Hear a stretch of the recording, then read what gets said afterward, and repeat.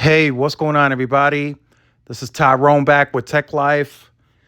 So, Verizon continues upgrading the network in my market, and they're doing it on a site by site basis. And from what I can tell, just thinking back to the T Mobile N41 days and when they really started getting going with their upgrades, Verizon is doing this at a much faster pace. There's also, as far as I can tell from the permits, they also have hired more tower climbing companies.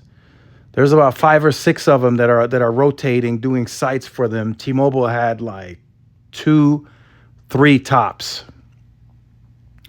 So this is good to see, right? But the interesting part about it now is going to be, will Verizon compete more? That was early on. That was a very, very hot topic. It was okay. Does Verizon compete more when they have more capacity on air? Before the C-band, a lot of people were speculating, hey, Verizon really can't handle more traffic, so there's no need to compete for customers because they're not fast enough to handle the traffic. But now, with the C-band going on sites as fast as they're doing it, the A block in the top 76 markets is now 100 megahertz, or from 46 to the top 77, it's 100 megahertz, right? Very soon in Ericsson, within the top 46, that A block will be 100 megahertz as soon as AT&T moves off of that A block. And then now in the markets, 47 through 77, the B block is clearing as well. So in a lot of those markets, like mine, Tucson, and a few and some others, it's going to be 160 very, very soon. Won't take much longer. So that's a lot of capacity that Verizon is putting on air very quickly. And in most of these markets, it's all backed by one fiber, which is in most cases going to be 10 gig backhaul, unless they have to do some more provisioning and stuff. And in some cases, they actually have to still hook up sites to one fiber, but that's happening at a very fast pace too. So it's going to be very interesting to see how Verizon competes even further. This new My plan, it's not it. It's not going to happen.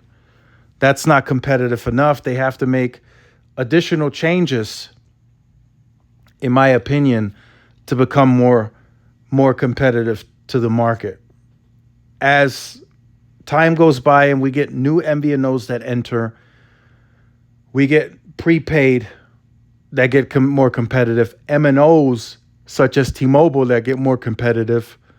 Verizon will eventually have to get competitive too. They can't just keep losing customers. That's not good. That's not how business works. As T-Mobile gains more share on enterprise, they get more competitive there. Eventually, they're going to start cutting into Verizon's share too on enterprise. Same with the government agencies and same in rural areas. As soon as T-Mobile moves in, any of the small market rural areas, they take share almost immediately. Verizon can't just be network focused and based, right, in terms of priority. Yes, the network is important, but AT&T and T-Mobile have shown us that not having the absolute best, most premium network still allows you to grow the company and the finances. Verizon takes a lot of pride in their network. A lot of the engineers have been there a long time. They want to have the best, the most premium networking product across the board.